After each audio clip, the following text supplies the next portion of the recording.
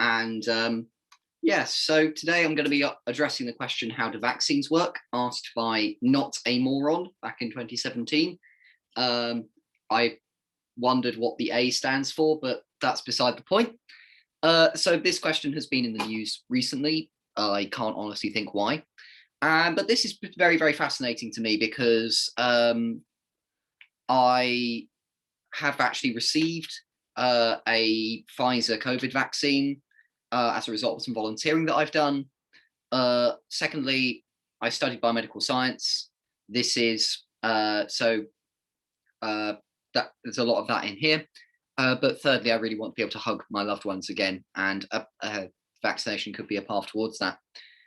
So I know I'm speaking to an international audience, but I'm sure that many people here will have heard of a chickenpox party and may have taken part in one as a child, may have taken children to a chickenpox party. And I mention this because it's kind of the most basic form of vaccination. Chickenpox is very, very unpleasant. I've had it. But in children, it's less likely to cause harm than it is in older people. So we do the opposite of social distancing. When a neighborhood kid has smallpox, we put all the neighborhood kids in the room with that child until they all get smallpox.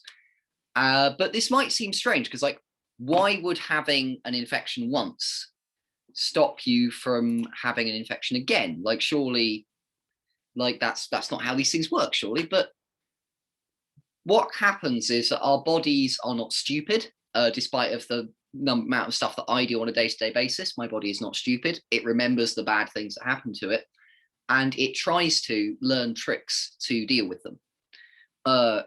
In biomed, we call this immunity. I personally think this is slightly too strong a term for what it is, but our body learns tricks to deal with the various nasty things that we are exposed to on a day-to-day basis. And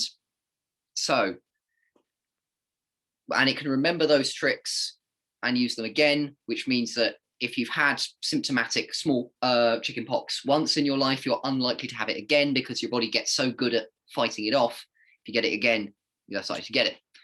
So this chickenpox party strategy works. Why don't we use it more broadly? Well, I'm sure you can imagine a scenario where there is a very, very dangerous virus that you really, really don't want to take the risk of catching. So it would be a phenomenally stupid idea to allow many, many people to be infected with this just to give them their bodies a chance to learn how to deal with it. I mean, that would be the height of folly. So what do? Well, we do what humans are very, very good at doing. We cheat. And this talk is going to be about that cheating.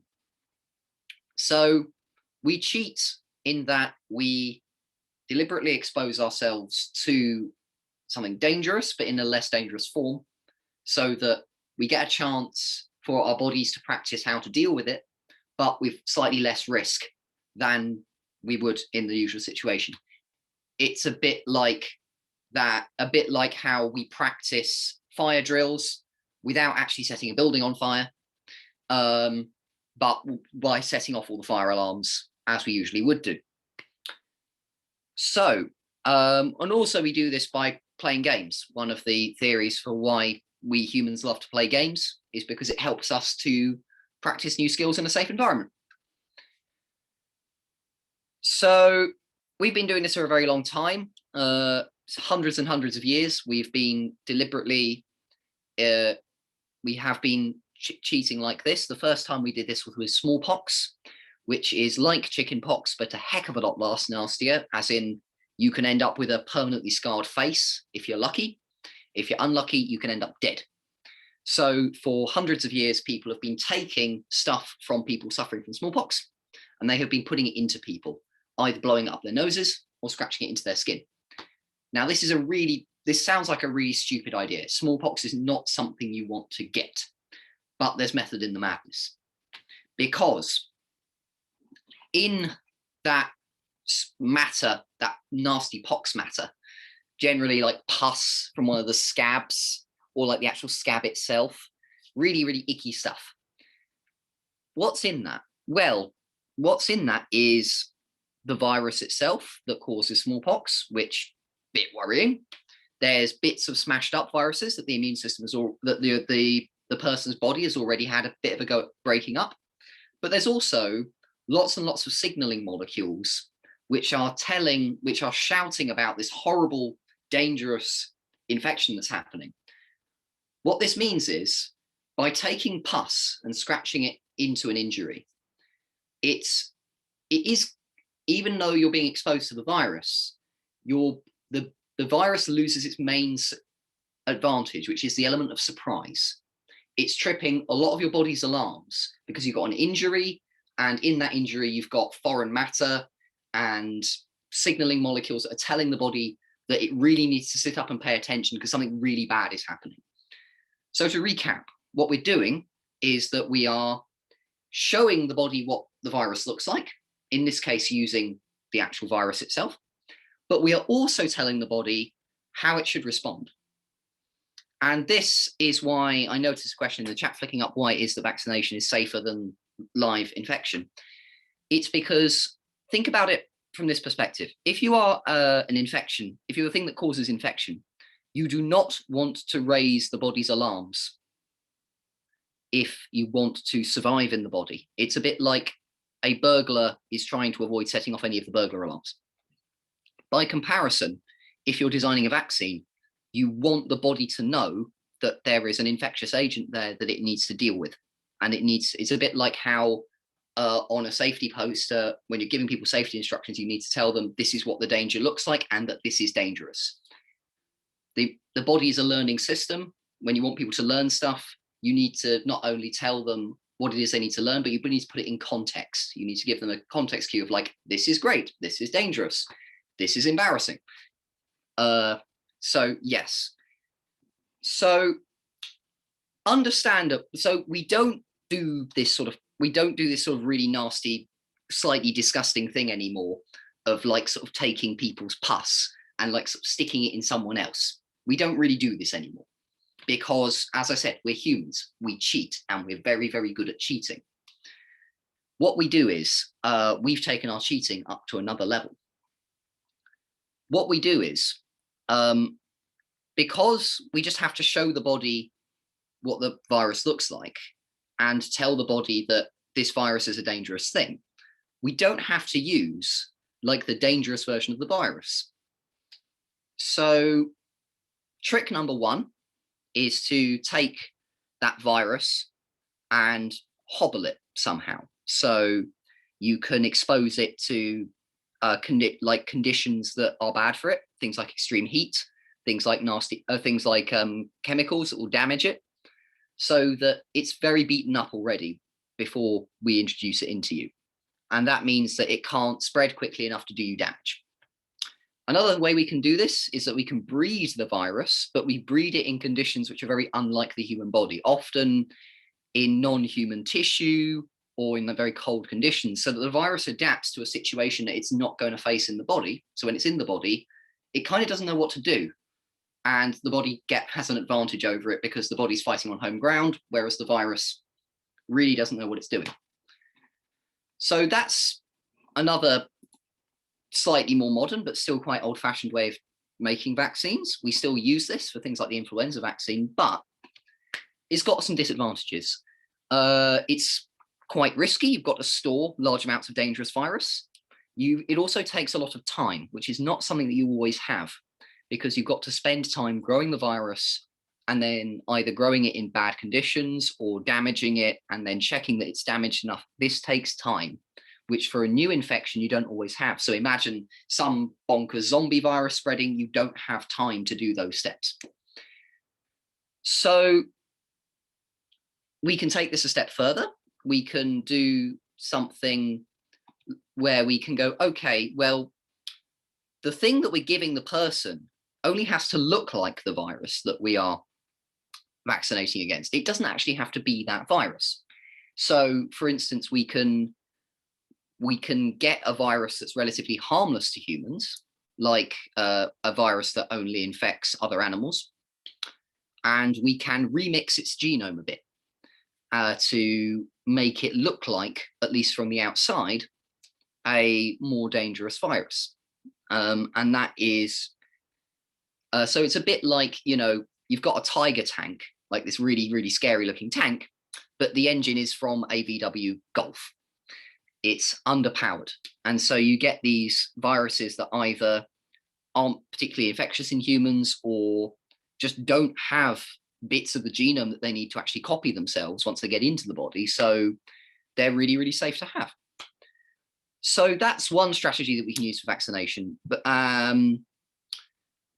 we can be even cleverer than this, because we can even just chop viruses into bits, because we only need to show people what the outside of the virus looks like. So we can chop it up into little bits. Slight problem with this technique, which is that in all the previous techniques, we're showing the body what the virus looks like, but we're also often doing a little bit of damage. So the old-fashioned way, where you're cutting into the skin with pus in on your knife, you're doing damage to the body, and you've got pus, which is full of signaling molecules saying, emergency.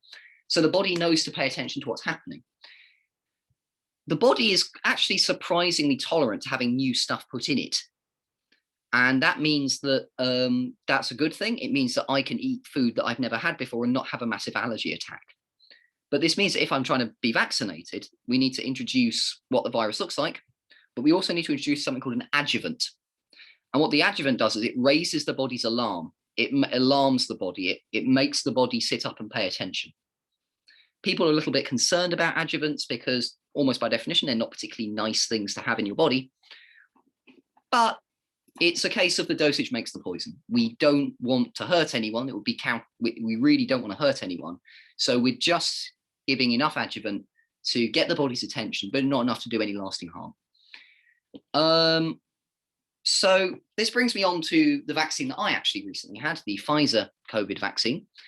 This is actually a slightly different technology to the ones I've previously described, because as I've said, we just have to show the body what the virus looks like, and we have to get its attention. So the way that the Pfizer version works is that it contains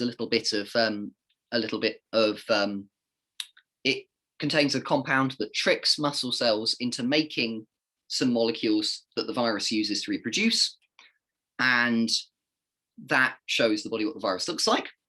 But also the kind of chemicals that the Pfizer vaccine uses are only usually found floating around in your body tissues if you've taken a lot of damage from something or if you've got a nasty viral infection.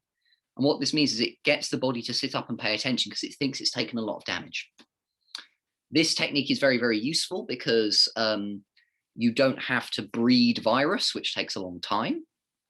And as I said, it's not at all infectious. It's not a virus. It can't reproduce. But also similar technology could in future, before the pandemic, during my degree, people were talking about the potential of using a similar technology to the Pfizer vaccine for things like cancer treatment and the like. But yeah, Phil, we've received the question, what is an adjuvant? Can you explain how these are created? So an adjuvant is something that gets the body's attention. It literally means something given alongside.